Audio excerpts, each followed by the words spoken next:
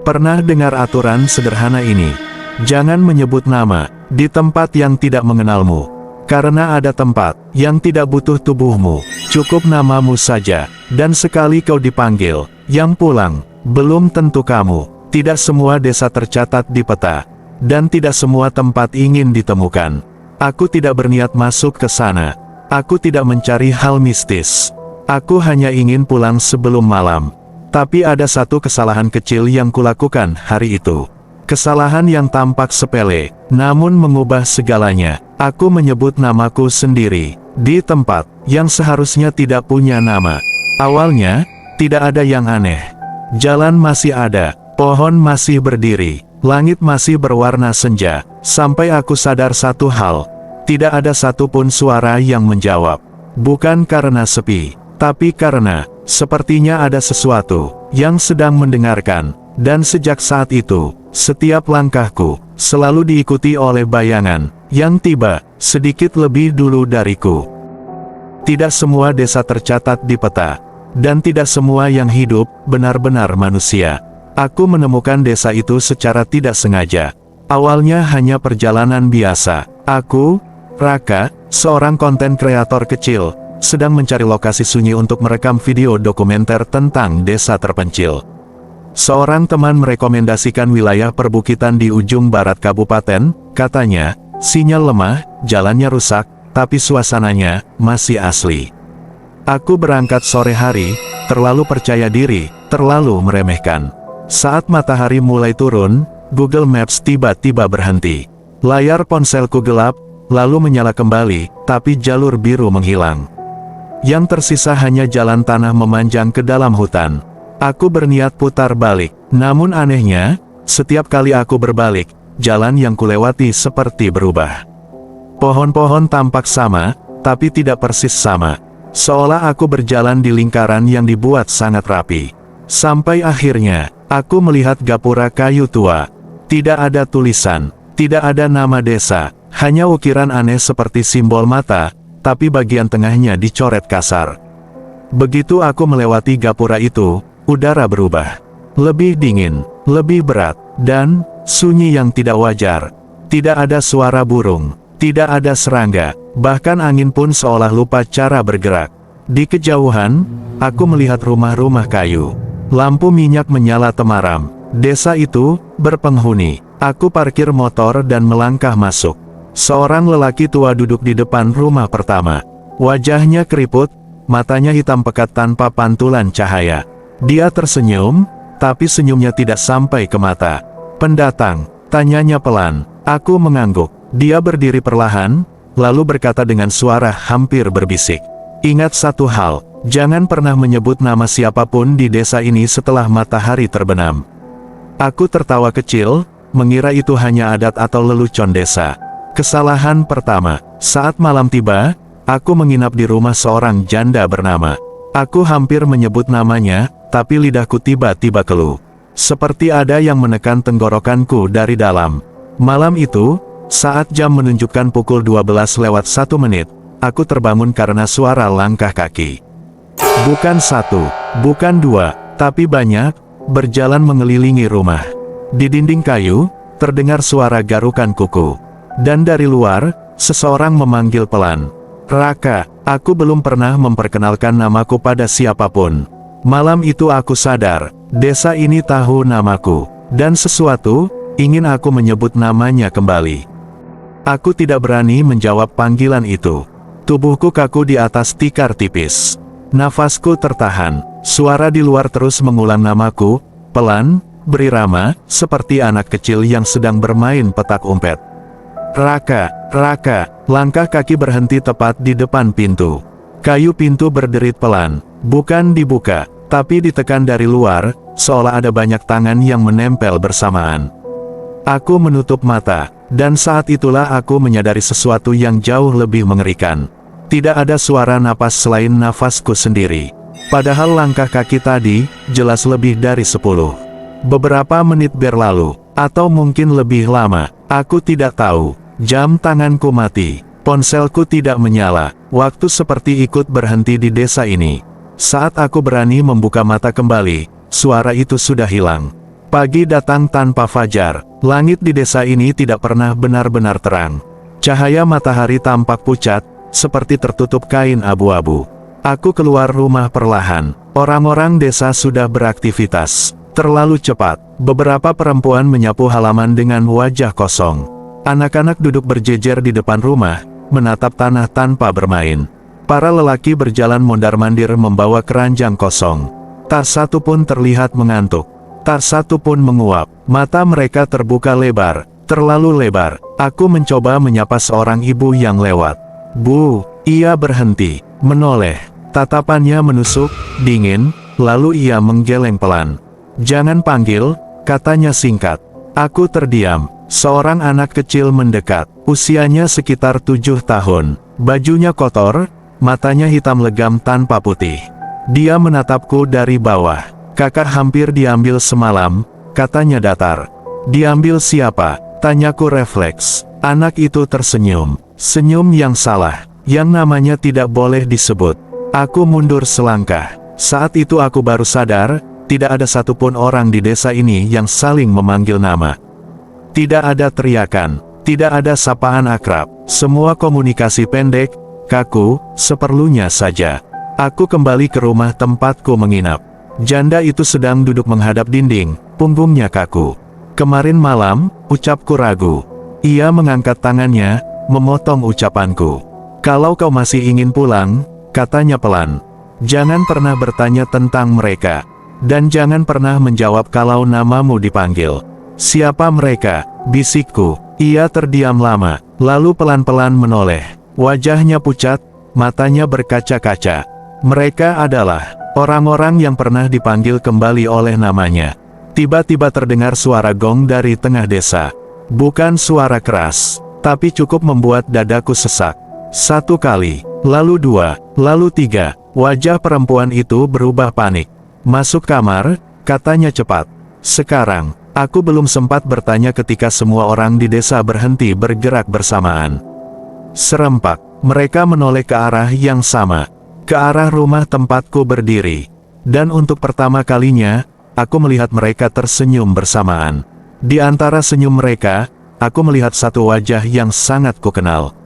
Wajahku sendiri. Aku mundur terpaku. Wajah itu, bukan mirip, bukan serupa. Itu aku. Kulitnya sama, bentuk matanya sama, bahkan bekas luka kecil di alis kiri, luka yang hanya aku tahu asalnya, ada di sana. Bedanya, matanya kosong, tidak berkedip, tidak bernyawa. Senyumnya terlalu lebar, seolah wajah itu ditarik paksa dari dalam.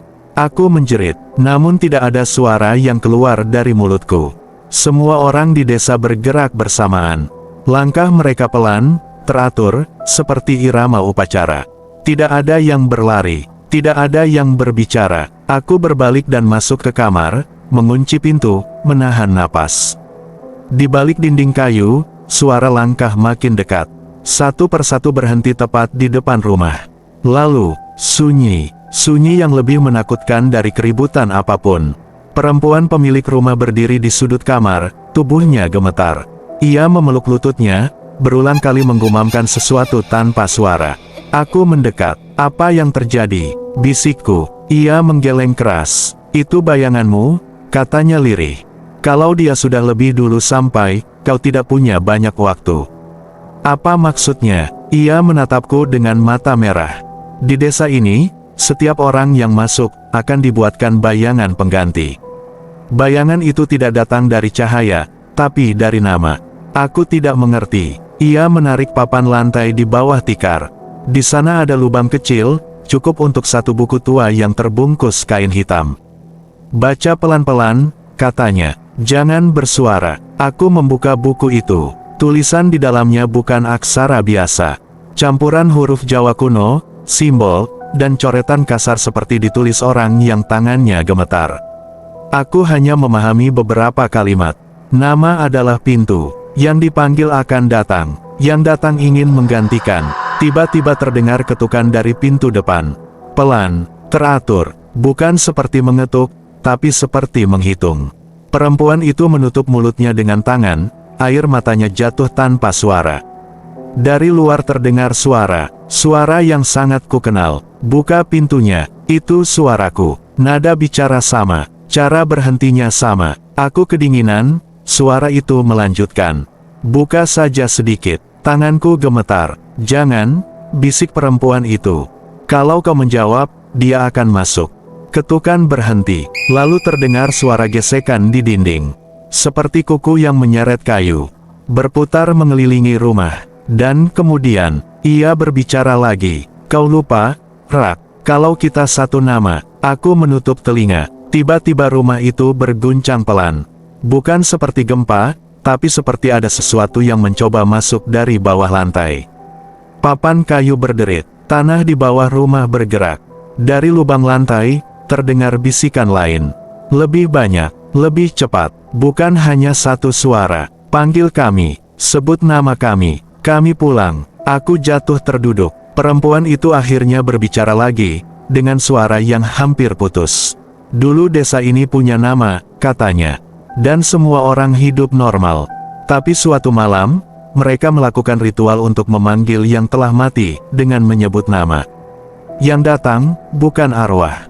Apa yang datang? Tanyaku gemetar. Ia menatapku. Pengganti. Tiba-tiba pintu kamar diketuk dari dalam. Padahal, kami semua ada di dalam kamar. Ketukan itu datang dari lemari kayu tua di sudut ruangan. Pintu lemari terbuka perlahan, dan di dalamnya, berdiri aku. Versi yang tadi kulihat di luar. Ia melangkah keluar, menatapku, lalu tersenyum. Giliranmu pulang, katanya. Lampu minyak padam. Saat gelap menelan ruangan, aku sadar satu hal. Aku tidak tahu lagi, yang mana aku, dan yang mana bayangan. Aku terbangun dengan rasa sakit di kepala. Bukan gelap yang pertama kali kurasakan, tapi dingin yang merayap dari punggung ke tulang leher, seolah aku dibaringkan di atas batu basah. Saat aku membuka mata, aku tidak lagi berada di dalam rumah. Aku terikat, kedua tanganku diikat ke belakang dengan tali kasar yang menusuk kulit. Kaki-kakiku terikat pada balok kayu. Di sekelilingku, obor-obor menyala redup, cahayanya menari-nari di dinding tanah. Aku berada di balai desa, atau sesuatu yang dulunya balai desa. Atapnya rendah, penuh sarang laba-laba. Lantainya tanah padat yang retak-retak. Di tengah ruangan, ada lingkaran hitam yang tampak seperti bekas terbakar, atau bekas sesuatu yang meresap ke dalam tanah. Orang-orang desa berdiri melingkar. Wajah mereka kosong, mata mereka hitam, mulut mereka bergerak serempak, melantunkan sesuatu yang tidak bisa kupahami. Bukan doa, bukan mantra, lebih mirip panggilan. Di seberang lingkaran, aku melihatnya. Bayanganku, ia berdiri bebas, tidak terikat. Menatapku dengan kepala sedikit miring, seperti sedang mengamati serangga. Apa yang kalian lakukan? Teriakku. Tidak ada yang menjawab. Bayanganku melangkah maju. Kami menyempurnakan, katanya dengan suara tenang. Yang kemarin terputus. Ia menunjuk lingkaran hitam di tanah. Ritual pemanggilan selalu butuh 3 hal, lanjutnya. Nama, wadah, dan pengganti. Aku meronta, kau bukan aku. Ia tersenyum. Kami punya nama yang sama, katanya. Kenangan yang sama, bahkan ketakutan yang sama. Ia mendekatkan wajahnya. Yang membedakan, aku sudah diterima desa ini. Tiba-tiba seorang lelaki tua keluar dari barisan. Wajahnya ku kenal, dialah penjaga gapura tanpa nama. Ia membawa mangkuk tanah liat berisi cairan hitam kental. Bau busuknya menusuk hidungku. Minum, katanya datar. Aku menggeleng keras. 2 orang memegang kepalaku, memaksaku membuka mulut. Cairan itu dituang. Rasanya pahit, panas, seperti darah yang dicampur abu. Sekejap, kepalaku penuh dengan suara. Teriakan, tangisan, nama-nama, ratusan nama, dipanggil bersamaan. Aku melihat kilasan-kilasan. Warga desa ini di masa lalu. Anak-anak bermain, sawah hijau, desa dengan nama yang jelas. Lalu malam ritual itu, mereka berdiri di lingkaran yang sama, menyebut nama orang-orang yang telah mati. Satu persatu, dengan harapan mereka kembali. Dan sesuatu menjawab, bukan arwah, tapi bayangan, makhluk yang butuh nama untuk berdiri di dunia ini. Sejak malam itu, setiap pendatang adalah kesempatan. Setiap nama baru adalah pintu baru. Aku tersedak. Kalau ritual ini selesai, kataku terengah. Apa yang terjadi padaku? Bayanganku menatapku lama. Kau akan tinggal, katanya pelan. Sebagai kami, ia menunjuk warga desa, dan aku, ia menyentuh dadanya sendiri, akan pergi, mengambil hidupmu, duniamu, namamu. Gong dipukul, 1 kali, 2 kali, orang-orang mulai melantunkan namaku, bukan keras, tapi serempak. Nama itu terasa seperti pisau, mengiris kepalaku dari dalam. Aku berteriak sekuat tenaga, berhenti, dan tiba-tiba, semua terdiam. Perempuan pemilik rumah muncul dari belakang barisan. Wajahnya penuh luka, rambutnya acak-acakan. Ritual ini belum lengkap, teriaknya. Kalian lupa satu hal, semua menoleh padanya. Ia menatapku, pengganti harus rela, katanya. Kalau tidak, yang datang akan terjebak di antara. Bayanganku mundur selangkah. Diam, bentaknya. Perempuan itu tersenyum pahit. Kau lupa caranya, karena kau bukan manusia, katanya. Ia menatapku sekali lagi. Kalau kau ingin hidup, jangan sebut namamu lagi. Lepaskan. Gong dipukul untuk ketiga kalinya. Tanah di bawah lingkaran hitam mulai retak. Dan dari dalamnya, sesuatu mencoba keluar.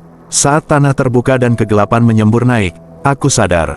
Ritual ini tidak hanya memanggil pengganti, tapi juga membangunkan sesuatu yang jauh lebih tua. Retakan di tanah semakin melebar. Dari celah hitam itu, keluar bau anyir yang membuat perutku mual. Bukan bau tanah, bukan bau bangkai, lebih seperti bau sesuatu yang sudah terlalu lama terkubur dan akhirnya terbangun. Orang-orang desa mundur perlahan, tapi mulut mereka masih bergerak, melafalkan namaku tanpa suara. Bayanganku berdiri tepat di tepi lingkaran, matanya menatap ke dalam celah dengan penuh harap. Itu bukan bagian dari ritual, bisikku gemetar. Ia tidak menoleh. Itu bagian yang selalu mereka sembunyikan, jawabnya. Yang pertama kali datang, tanah runtuh. Sesuatu merayap keluar, bentuknya tidak utuh. Seperti gabungan bayangan-bayangan yang dipaksa menyatu. Lengan terlalu panjang, leher terpelintir, wajahnya berganti-ganti, kadang tua, kadang muda, kadang kosong tanpa mata. Namun saat ia membuka mulutnya, ia menyebut semua nama, nama warga desa, nama orang mati, nama yang sudah lama dilupakan. Satu persatu warga berteriak. Beberapa jatuh berlutut, memegang kepala mereka. Darah menetes dari telinga. Perempuan pemilik rumah berlari ke arahku, memotong tali pengikat dengan pisau kecil yang entah dari mana asalnya. Sekarang, katanya, lepaskan namamu. Apa maksudnya? Teriakku. Nama adalah Jangkar, katanya cepat. Kalau kau melepaskannya, mereka tidak bisa mengikatmu di sini. Bayanganku akhirnya menoleh. Jangan dengarkan dia, katanya tajam. Kalau kau melepas nama, kau tidak akan pulang sebagai apapun. Makhluk dari tanah itu mendekat. Setiap langkahnya membuat tanah berdenyut seperti daging hidup. Aku berdiri sempoyongan. Di kepalaku, nama itu terus dipanggil. Ditarik. Seperti ada tangan tak terlihat yang ingin mencabutnya dari dadaku. Aku menutup mata, dan untuk pertama kalinya, aku berhenti menjawab panggilan itu. Aku tidak mengingat siapa aku. Tidak mengingat wajah ibuku. Tidak mengingat masa kecilku. Tidak mengingat nama yang selama ini kupakai. Aku hanya ada, sunyi. Makhluk itu menjerit. Bayanganku berteriak marah, tubuhnya mulai retak, seolah ia kehilangan pegangan. Aku butuh namamu, teriaknya. Tanpa itu aku akan kembali ke gelap. Aku membuka mata. Ambil saja, kataku pelan. Kalau kau sanggup. Makhluk itu menerjang bayanganku. Jeritan memekakkan telinga. Cahaya obor padam satu persatu. Orang-orang desa berlarian, beberapa menghilang begitu saja saat disentuh kegelapan. Tanah menutup kembali. Lingkaran hitam runtuh menjadi debu. Aku jatuh terduduk, napasku tersengal. Saat aku sadar sepenuhnya, balai desa kosong, tidak ada obor, tidak ada warga, tidak ada perempuan itu, hanya aku, dan desa yang sangat sunyi. Matahari terbit, untuk pertama kalinya, langit terlihat biru. Aku berjalan keluar desa tanpa dihalangi apapun. Jalan tanah kembali normal, motor masih ada, ponselku menyala, ada satu pesan masuk, dari kontak tanpa nama, isinya hanya satu kalimat. Terima kasih sudah meminjamkan namamu. Aku menatap layar itu lama. Lalu aku sadar, aku tidak tahu lagi siapa namaku. Dan mungkin, Itulah harga yang harus dibayar untuk pulang. Aku berjalan meninggalkan desa itu tanpa menoleh ke belakang. Bukan karena aku berani, tapi karena ada perasaan aneh di dadaku, seperti sesuatu akan mendekat jika aku menoleh. Langkah kakiku terasa ringan, terlalu ringan. Jalan tanah yang tadi retak kini tampak biasa saja, seolah tak pernah terjadi apapun. Pohon-pohon kembali bersuara, burung berkicau pelan, dunia seakan memutuskan untuk melanjutkan hidupnya. Hanya aku yang tertinggal. Saat motor dinyalakan, aku refleks hendak menyebut namaku sendiri, kebiasaan lama, seperti memastikan aku masih ada. Tapi kepalaku kosong, lidahku keluh, kata itu tidak datang, bukan lupa, lebih tepatnya, tidak ada. Aku berkendara pulang dengan perasaan asing. Setiap kaca spion yang kulewati memantulkan wajahku dengan jelas, tapi ada jarak tipis yang tidak bisa kujelaskan. Seperti aku melihat orang lain yang sedang berpura-pura menjadi diriku. Di rumah, ibu menatapku lama. "Kamu kenapa?" tanyanya. Aku ingin menjawab dengan santai, ingin berkata tidak apa-apa. Tapi saat ia memanggil namaku, tubuhku bergetar hebat. Jantungku berdetak tidak beraturan, napasku tercekik. Bukan karena takut, tapi karena nama itu terdengar asing. Aku mengangguk pelan, menghindari tatapannya. Malam pertama aku tidur, mimpi itu datang. Aku berdiri di depan gapura kayu tanpa tulisan. Di baliknya, desa itu masih ada. Lampu-lampu minyak menyala, orang-orang berdiri berjajar, menungguku. Dan di antara mereka, ada seseorang yang memandangku dengan wajah puas. Wajahku, ia melangkah maju, membuka mulutnya. Aku terbangun sambil berteriak. Beberapa hari berlalu, aku mencoba hidup normal, mengedit video, mengunggah konten, berbicara dengan orang-orang, tertawa saat diperlukan. Tapi ada hal-hal kecil yang tidak bisa kusembunyikan. Aku tidak bisa menyebut namaku saat diminta. Aku tidak merespons saat seseorang memanggilku dengan nada tertentu. Dan setiap kali aku sendirian, aku merasa tidak pernah benar-benar sendiri. Suatu malam, aku mendengarkan kembali rekaman suara yang sempat kuambil sebelum masuk desa itu. Suaraku terdengar jelas, menyebut namaku sendiri. Aku mematikan audio itu dengan tangan gemetar.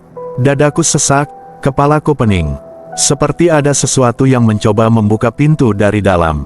Pesan-pesan aneh mulai berdatangan. Nomor tidak dikenal, akun tanpa foto, isinya pendek-pendek. Masih hidup, kapan kembali? Kami menunggumu. Aku mengganti nomor, menghapus akun, tapi mimpi itu tetap datang. Semakin jelas, kini aku tidak lagi berdiri di luar desa. Aku berdiri di tengah lingkaran hitam. Orang-orang memanggil sesuatu, bukan namaku, tapi arahku. Aku mulai sadar, aku memang pulang, tapi tidak sepenuhnya. Sesuatu ikut terbawa bersamaku, atau sesuatu tertinggal dan menunggu waktu untuk menyusul. Suatu sore, saat matahari hampir tenggelam, aku mendengar ketukan di pintu. Pelan, teratur, tok, tok, tok, irama yang sangat kukenal. Aku berdiri di depan pintu, napasku tertahan. Dari balik pintu, terdengar suara lirih. Aku sudah sampai. Suara itu bukan asing, bukan juga sepenuhnya milikku. Tanganku terangkat perlahan ke gagang pintu. Dan tepat sebelum aku menyentuhnya, aku mendengar ibuku memanggil dari belakang. Dengan nada yang salah, nada yang sama seperti di desa itu. Aku berhenti, lampu di rumah berkedip, dan di kaca jendela, pantulan wajahku. Tersenyum lebih dulu daripada aku. Aku tidak tahu apa yang akan terjadi setelah pintu itu dibuka. Yang aku tahu hanya satu hal. Desa tanpa nama tidak pernah benar-benar melepaskan siapapun. Aku tidak membuka pintu malam itu. Aku mundur perlahan, menjauh dari gagang pintu seolah benda itu bisa menggigit. Ketukan berhenti bersamaan dengan langkah kakiku. Sunyi turun, tapi bukan sunyi yang menenangkan, lebih seperti menahan napas bersama-sama. "Ibu," panggilku pelan. Tidak ada jawaban. Rumah terasa lebih besar dari biasanya. Lorong memanjang. Bayangan sudut-sudut ruangan tampak terlalu gelap, seakan menyimpan lipatan ruang yang tidak seharusnya ada. Aku berbalik menuju kamar. Di cermin, pantulanku menatap balik dengan ekspresi yang telat sepersekian detik. Saat aku mengerutkan dahi, ia baru mengikutinya. Saat aku mengangkat tangan, ia tersenyum lebih dulu. Aku menutup cermin dengan kain. Malam-malam berikutnya, aku mulai mendengar bisikan arah. Bukan nama, bukan panggilan, tapi petunjuk. Ke kiri, jangan masuk sana, belum waktunya. Bisikan itu muncul saat aku sendirian, saat pikiranku kosong. Anehnya, bisikan itu selalu benar. Menghindarkanku dari kecelakaan kecil, membuatku berhenti tepat sebelum sesuatu yang buruk terjadi. Seperti ada yang menjagaku, atau mengarahkanku. Suatu hari, aku menemukan noda tanah kering di lantai kamarku. Padahal aku yakin sepatu tidak masuk. Noda itu membentuk lingkaran tak sempurna, sangat mirip dengan lingkaran hitam di balai desa. Aku menggosoknya, tidak hilang. Malamnya, mimpi itu berubah. Kini aku melihat dunia dari dua sisi. Aku berjalan di kota, dan di saat yang sama, aku berdiri di desa. Setiap langkahku di dunia nyata diikuti oleh bayangan langkah di tanah desa. Di ujung jalan desa, seseorang menungguku. Bukan bayanganku, lebih tua, lebih tinggi, wajahnya seperti kabur, seolah tidak pernah selesai dibentuk. Kau membawa celah, katanya tanpa suara. Dan celah harus diisi. Aku terbangun dengan darah mengalir dari hidung. Sejak malam itu, orang-orang mulai bereaksi aneh kepadaku. Anak kecil menangis saat aku lewat. Hewan menghindar, dan beberapa orang dewasa menatapku terlalu lama, lalu mengucap kalimat yang sama, dengan nada bercanda tapi mata ketakutan. Kok rasanya, kamu beda ya? Aku mulai paham, aku tidak kehilangan namaku. Aku menjadi wadah tanpa nama. Dan sesuatu yang tidak bisa menyebut dirinya, membutuhkan tempat. Puncaknya terjadi pada suatu senja, ketika aku berdiri di halte bus. Seorang pria tua duduk di sebelahku, menatap kosong ke depan. Tanpa menoleh, ia berkata pelan, "Kalau kau terus di sini, desa itu akan punya alamat." Aku menoleh tajam, ia tersenyum tipis. "Tempat yang tidak punya nama akan selalu mencari penunjuk," lanjutnya. "Dan kau adalah penunjuk yang berjalan." Bus datang. Saat aku naik dan menoleh kembali, pria itu sudah tidak ada. Di kursi tempatnya duduk, tertinggal tanah kering membentuk lingkaran kecil. Malam itu, aku membuat keputusan. Jika desa itu terikat pada namaku yang hilang, maka aku tidak boleh menetap. Aku harus terus bergerak, karena jika aku berhenti terlalu lama di satu tempat, desa tanpa nama itu akan ikut berhenti bersamaku. Dan saat itu terjadi, akan ada lebih dari satu pintu yang diketuk. Di luar, dan dari dalam. Aku mulai hidup seperti orang yang dikejar sesuatu yang tidak bisa dilihat. Aku berpindah kota, tidak lama, tidak menetap, 2 minggu paling lama, lalu pergi. Kontrakan sementara, hotel murah, kadang tidur di kendaraan. Aku menghindari rutinitas, karena rutinitas adalah cara termudah bagi sesuatu untuk menandai lokasi. Namun tetap saja, jejak itu muncul. Dimanapun aku berhenti terlalu lama, selalu ada tanda kecil yang sama.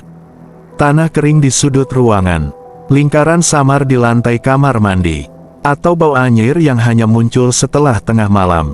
Suatu ketika, di kota pesisir, aku terbangun karena suara ombak, padahal penginapanku jauh dari pantai. Saat aku membuka jendela, yang terdengar bukan air, tapi gumaman banyak suara, saling tumpang tindih, memanggil tanpa nama.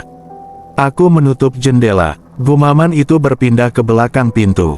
Aku tidak lagi bertanya siapa mereka. Aku tahu jawabannya tidak akan menenangkan. Yang membuatku benar-benar goyah adalah saat aku bertemu orang lain sepertiku. Itu terjadi di terminal malam. Seorang perempuan duduk sendirian, menatap kosong ke papan jadwal.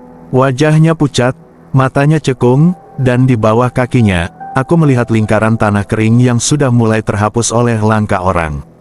Saat pandangan kami bertemu, kami sama-sama tahu. Tanpa saling menyebut apapun, kami duduk bersebelahan.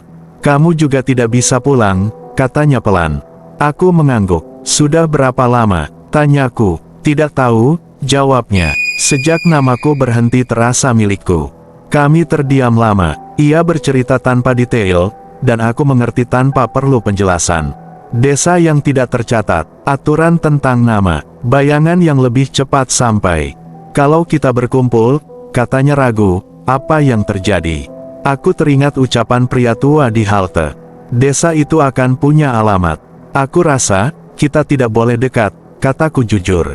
Ia tersenyum sedih. Aku juga merasa begitu. Saat busnya datang, ia berdiri. Di lantai tempat ia duduk, lingkaran tanah itu menjadi dua, seperti terbelah. Sejak malam itu, aku menyadari sesuatu yang lebih buruk. Lingkaran-lingkaran itu bertambah cepat, seolah sesuatu di seberang sana mulai belajar. Belajar mengikuti, belajar memetakan. Suatu malam, aku terlalu lelah untuk pindah. Tubuhku demam, kepalaku berat. Aku tertidur di sebuah penginapan kecil di pinggir kota. Dan malam itu, aku tidak bermimpi. Aku kembali, bukan sebagai pengunjung. Aku berdiri di balai desa, di tengah lingkaran hitam yang kini jauh lebih besar. Di sekelilingku, bukan hanya warga desa itu, tapi bayangan orang-orang lain. Banyak, terlalu banyak, mereka semua tidak punya nama. Di hadapanku berdiri sosok yang belum pernah kulihat secara utuh sebelumnya. Bukan bayanganku, bukan pengganti, sesuatu yang lebih dalam. Kau membuka jalan, katanya tanpa suara. Dengan tidak memilih, aku tidak mau membawa kalian ke dunia sana, jawabku. Sosok itu mendekat. Tanah tidak lagi retak, tanah menyerah di bawahnya. Kami tidak ingin dibawa, katanya. Kami ingin menyebar. Aku terbangun sambil tercekik. Di penginapan itu, listrik mati. Semua pintu terbuka, dan di lorong, berdiri orang-orang yang tidak kukenal, menatap ke arah kamarku dengan ekspresi kosong. Tidak ada yang memanggil, tidak ada yang menyebut nama. Mereka hanya berdiri, seolah menunggu izin. Aku keluar lewat jendela belakang dan berlari tanpa menoleh. Sejak saat itu, aku paham. Ini bukan lagi tentang aku bertahan hidup. Ini tentang menahan sesuatu agar tidak sepenuhnya masuk. Dan selama aku masih berjalan, selama aku tidak menetap, selama aku tidak memilih satu tempat sebagai rumah, desa tanpa nama itu akan terus mencari. Tapi belum menemukan. Masalahnya hanya satu, tubuhku semakin lemah. Dan suatu hari nanti, aku akan berhenti. Dan saat aku berhenti, aku tidak yakin dunia akan siap. Aku mulai menghitung hari bukan dengan tanggal, tapi dengan seberapa sering lingkaran itu muncul. Awalnya seminggu sekali, lalu 3 hari sekali. Sekarang, hampir setiap malam. Tubuhku tidak sekuat dulu. Demam datang dan pergi. Tidurku dangkal. Kadang aku terbangun dengan tanah di bawah kuku, seolah aku menggali sesuatu saat tidak sadar. Aku tahu waktuku menipis. Di sebuah kota kecil yang bahkan jarang dilewati bus malam, aku akhirnya berhenti lebih lama dari seharusnya. Bukan karena ingin, tapi karena kakiku benar-benar menyerah. Aku menyewa kamar di rumah tua milik pasangan lansia. Mereka tidak banyak bicara, dan anehnya, mereka tidak pernah memanggil namaku. Itu seharusnya menjadi peringatan. Malam ketiga, aku mendengar radio tua menyala sendiri dari ruang tengah. Suaranya berdesis, lalu pelan-pelan menjadi jelas. Bukan lagu, bukan berita, tapi suara orang-orang yang sedang berbincang tentang aku. Dia di sini, lingkarannya mulai stabil. Kalau dia tidur terlalu dalam, kita bisa menutup jalan. Aku keluar kamar. Di ruang tengah, pasangan lansia itu duduk berdampingan. Mata mereka menatap radio, bukan aku. Kalian tahu, tanyaku. Laki-laki itu mengangguk pelan. Kami pernah kehilangan anak, katanya datar. Namanya dipanggil, dan dipanggil, sampai akhirnya pulang. Perempuan di sampingnya menoleh kepadaku. Kau tidak kehilangan nama, katanya. Kau dititipi. Radio itu mati mendadak. Lantai bergetar pelan. Lingkaran hitam muncul tepat di bawah meja, lebih besar dari sebelumnya. Tidak samar, tidak kering, tapi pekat, seperti lubang yang tidak memantulkan cahaya. Dari dalamnya terdengar suara-suara yang kini sudah kukenal. Bukan memanggil, tapi menawar. Berhenti berjalan, kami akan menjagamu. Kau tidak akan sendirian lagi. Aku jatuh berlutut. Untuk sesaat, tawaran itu terasa hangat. Tidak lagi lari, tidak lagi berpindah, tidak lagi menahan pintu dari dua arah. Aku hampir setuju. Dan saat itulah aku melihat sesuatu di dinding rumah itu, foto lama yang tergantung miring. Foto seorang anak kecil berdiri di depan rumah yang sangat kukenal. Gapura kayu tanpa nama. Anak itu tersenyum. Bayangannya, berdiri sedikit lebih maju dari tubuhnya. Apa yang terjadi padanya? Tanyaku. Pasangan lansia itu berdiri. Dia pulang, kata mereka bersamaan. Lingkaran itu mulai bernapas. Aku mundur terseok-seok, keluar rumah tanpa membawa apapun. Radio kembali menyala, volumenya memekakkan telinga, seperti teriakan orang-orang yang kecewa. Aku berlari sampai fajar. Di tepi jalan sepi, aku berhenti, terengah. Dan di sanalah aku menyadari sesuatu yang paling kutakuti sejak awal. Aku tidak lagi hanya diikuti. Aku diingat. Setiap tempat yang kulewati meninggalkan bekas. Bukan lingkaran lagi, tapi semacam kesadaran. Orang-orang mulai bermimpi tentang desa yang tidak pernah mereka kunjungi. Anak-anak menggambar lingkaran tanpa tahu kenapa. Beberapa orang mulai lupa namanya sendiri, hanya sebentar, tapi cukup. Aku adalah celah yang bergerak. Dan celah itu mulai melebar dengan sendirinya. Malam berikutnya, aku duduk sendirian di pinggir jalan, menatap langit. Untuk pertama kalinya, aku tidak mencoba kabur dari mimpi saat tertidur. Aku membiarkannya datang. Aku kembali ke balai desa. Tapi kali ini, aku tidak berdiri di tengah lingkaran. Aku berdiri di luar, dan aku melihatnya dengan jelas. Desa tanpa nama itu tidak ingin keluar ke dunia. Ia ingin dunia menjadi seperti dirinya. Tempat-tempat tanpa panggilan, orang-orang tanpa identitas, hidup yang tidak pernah benar-benar dipanggil pulang. Sosok itu berdiri di hadapanku, lebih jelas dari sebelumnya. Kau lelah, katanya, serahkan saja, kami akan melanjutkan. Aku menatapnya lama. Ada satu hal yang belum kalian pahami, jawabku pelan. Apa? Katanya. Aku melangkah mundur, menjauh dari lingkaran, menjauh dari desa. Aku mungkin bukan pemilik namaku lagi, kataku. Tapi aku masih bisa memilih akhir. Sosok itu membeku. Dan untuk pertama kalinya, desa itu terdengar takut. Aku terbangun dengan satu rencana yang sangat sederhana. Rencana yang tidak membutuhkan nama. Tidak membutuhkan tempat. Hanya membutuhkan satu hal. Akhir yang tidak bisa diikuti. Dan aku tahu, jika rencana ini berhasil, tidak akan ada part setelah ini. Bagi siapapun yang mencoba membuka pintu itu lagi. Aku tidak memberi tahu siapapun tentang rencanaku. Bukan karena takut digagalkan, tapi karena rencana ini tidak boleh diketahui, bahkan oleh mereka yang tidak punya nama. Semakin banyak yang tahu, semakin besar kemungkinan rencana itu berubah menjadi arah, dan arah adalah sesuatu yang bisa diikuti. Aku hanya perlu satu tempat. Tempat yang tidak dicari, tidak diingat, tidak diinginkan. Aku menemukannya di peta lama, wilayah bekas tambang yang sudah ditinggalkan puluhan tahun. Tidak ada sinyal, tidak ada pemukiman, bahkan penduduk sekitar enggan mendekat karena tanahnya tidak mau ditanami. Aku tersenyum kecil saat mendengarnya. Itu cukup. Perjalanan ke sana terasa berbeda. Tidak ada bisikan, tidak ada lingkaran, seolah sesuatu di belakang sana sedang ragu, mencoba memastikan apakah langkahku masih bisa diikuti.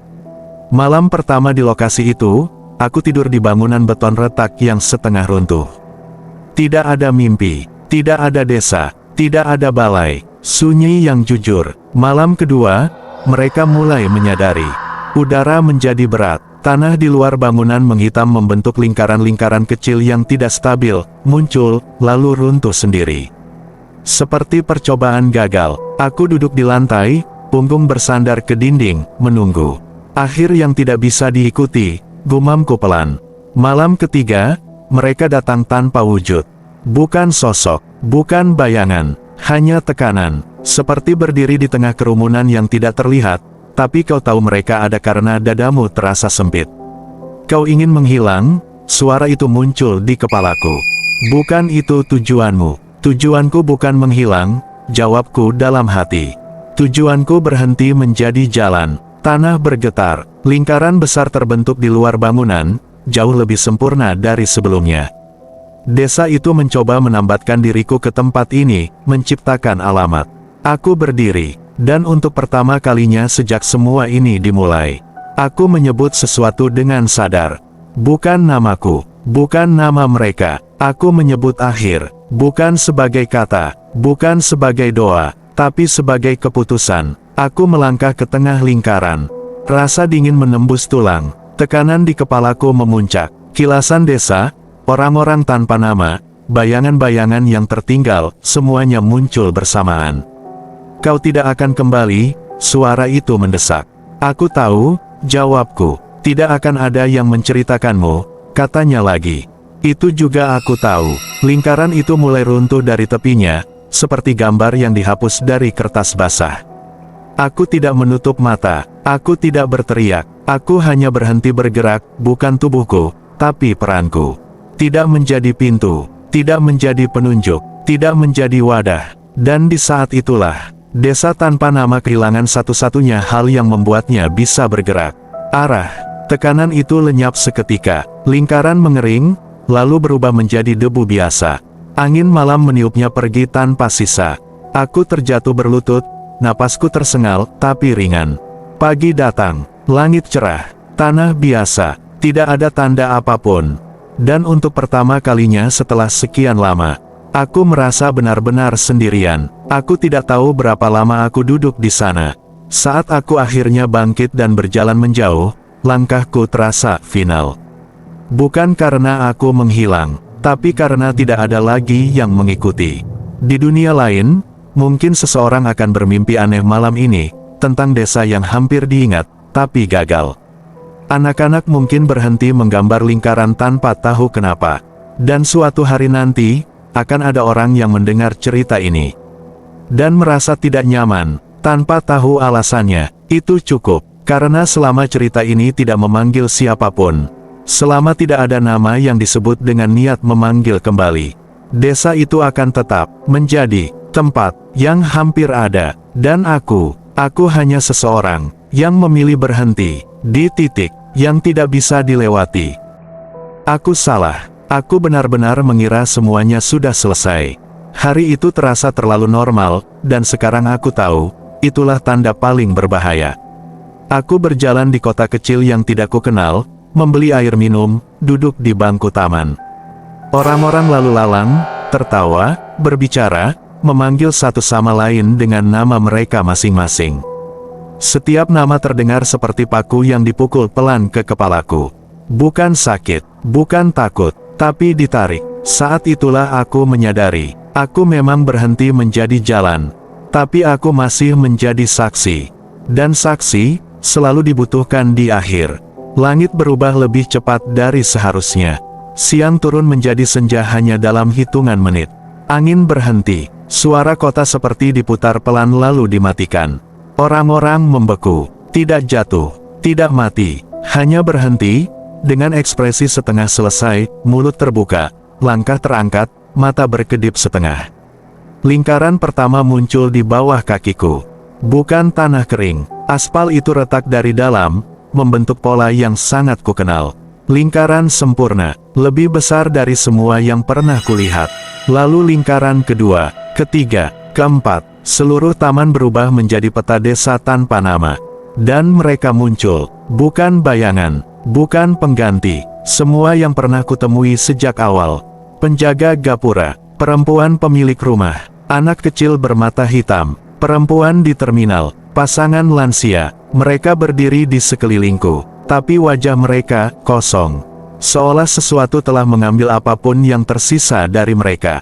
Di tengah lingkaran terbesar, tanah terangkat seperti dada yang sedang bernapas. Dan akhirnya, ia berdiri, tidak lagi mencoba menyerupai manusia, tidak lagi membutuhkan bayangan. Bentuknya seperti ruang kosong yang dipaksa berdiri tegak, gelap, tapi bukan hitam. Lebih seperti ketiadaan yang punya batas. Kau hampir berhasil, katanya. Suaranya tidak datang dari satu arah. Datang dari manapun ada makna. Aku sudah memilih akhir, jawabku pelan. Kau memilih berhenti, katanya. Bukan mengakhiri. Aku mengerti sekarang. Selama ada yang mengetahui desa itu. Selama ada yang pernah masuk. Selama ada yang masih ingat tanpa bisa menyebut. Desa itu akan selalu punya sisa napas. Dan napas terakhirnya, adalah aku. Lingkaran itu mulai menutup. Orang-orang yang membeku mulai bergerak kembali, perlahan, sinkron, dengan mata kosong. Mulut mereka terbuka bersamaan, bukan memanggil, bukan menyebut nama. Mereka mengucapkan aku, bukan sebagai kata, sebagai penunjuk. Jika ini selesai, dunia akan punya alamat baru. Jika aku gagal, desa itu akan berjalan tanpa perlu pintu lagi. Aku menarik napas panjang. Untuk pertama kalinya sejak semua ini dimulai. Aku tidak melawan. Aku melangkah ke tengah lingkaran. Dan aku melakukan satu-satunya hal yang belum pernah kulakukan. Aku mengakui, aku bukan milik dunia ini, kataku. Dan aku juga bukan milik kalian. Sosok itu mendekat. Kau akan terhapus. Tidak, jawabku. Aku akan diputus. Aku menutup mata. Dan di dalam kegelapan itu, aku membiarkan semua ingatan yang tersisa jatuh. Desa, lingkaran, suara, aturan, ketakutan. Aku tidak menyimpannya, aku tidak menolaknya, aku melepaskannya tanpa arah. Sosok itu menjerit, bukan karena sakit, tapi karena kehilangan makna. Lingkaran runtuh dari tengah, bukan dari tepi. Seperti lubang yang menelan dirinya sendiri. Orang-orang membeku kembali, lalu jatuh seperti boneka tanpa benang. Langit kembali bergerak, suara kota kembali, dan aku jatuh bersama sesuatu yang tidak bisa bertahan tanpa diingat. Aku tidak tahu berapa lama aku tidak ada. Yang aku tahu, aku terbangun di rumah sakit, dengan cahaya putih menyilaukan. Seorang perawat menatapku. Kamu sadar? Tanyanya. Aku mengangguk pelan. Nama kamu siapa? Aku membuka mulut, dan untuk pertama kalinya setelah semuanya berakhir, aku bisa menjawab. Nama itu terasa ringan, tidak menarik apapun, tidak membuka apapun, hanya sebuah nama. Perawat itu tersenyum lega dan pergi. Aku menatap langit-langit lama. Tidak ada bisikan, tidak ada lingkaran, tidak ada tekanan. Hanya satu pikiran yang tersisa di kepalaku. Tenang, tapi berat. Jika suatu hari nanti, kau mendengar cerita tentang desa yang tidak punya nama, dan kau merasa tidak nyaman tanpa tahu kenapa, jangan cari, jangan sebut, jangan panggil, karena ada hal-hal yang tidak ingin kembali. Dan ada orang-orang yang sudah mengakhiri semuanya dengan cara yang tidak menyisakan jalan pulang. Aku hidup, itu satu-satunya hal yang bisa kupastikan dengan jujur. Hari-hariku kembali berjalan seperti milik orang lain, bangun pagi, makan, bekerja, tertawa seperlunya. Orang-orang memanggil namaku dan aku menjawab tanpa rasa sakit, tanpa tarikan di dada. Tidak ada mimpi tentang lingkaran. Tidak ada suara dari balik pintu. Tidak ada tanah kering di sudut ruangan. Namun ada satu hal yang tidak pernah benar-benar kembali. Saat aku sendirian, terlalu lama, aku kadang berhenti di tengah aktivitas dan bertanya pada diriku sendiri, bukan dengan suara, bukan dengan kata, apakah ini masih cukup? Bukan rindu, bukan penyesalan, lebih seperti sisa ruang yang pernah diisi sesuatu, lalu dikosongkan terlalu bersih. Aku menghindari cerita-cerita horor, bukan karena takut, tapi karena aku tahu, beberapa cerita tidak ingin didengar, mereka hanya ingin diingat bersama-sama. Dan ingatan kolektif adalah cara paling halus untuk memanggil sesuatu kembali. Sesekali, aku melihat berita kecil yang cepat terlupakan. Tentang orang tersesat yang pulang tanpa tahu berapa hari ia menghilang. Tentang anak kecil yang berhenti menyebut nama temannya setelah mimpi aneh. Tentang desa yang tiba-tiba ditinggalkan, tanpa catatan resmi, tanpa alasan jelas. Tidak ada yang menghubungkannya, dan memang seharusnya tidak. Suatu sore, aku berdiri di depan cermin. Pantulanku mengikuti gerakanku dengan tepat. Tidak terlambat, tidak tersenyum lebih dulu. Tidak ada bayangan yang ingin mengambil alih. Aku menatap mataku sendiri lama. Dan aku tahu, aku tidak sepenuhnya menang. Aku hanya memastikan tidak ada yang kalah dengan cara yang salah. Jika kau membaca atau mendengar kisah ini dan merasa ada bagian yang menempel di kepalamu, bukan karena kisah ini memanggilmu, tapi karena manusia selalu penasaran pada tempat-tempat yang hampir ada. Biarkan rasa itu lewat. Jangan diberi nama, jangan diberi arah, karena beberapa pintu tidak terkunci. Mereka hanya menunggu. Ada yang cukup lama berdiri di depannya dan bertanya, siapa di sana? Jika kau mendengar kisah ini sampai selesai, dan merasa ada bagian yang menempel di kepalamu, itu bukan karena ceritanya ingin diingat, tapi karena beberapa tempat tidak pernah benar-benar pergi.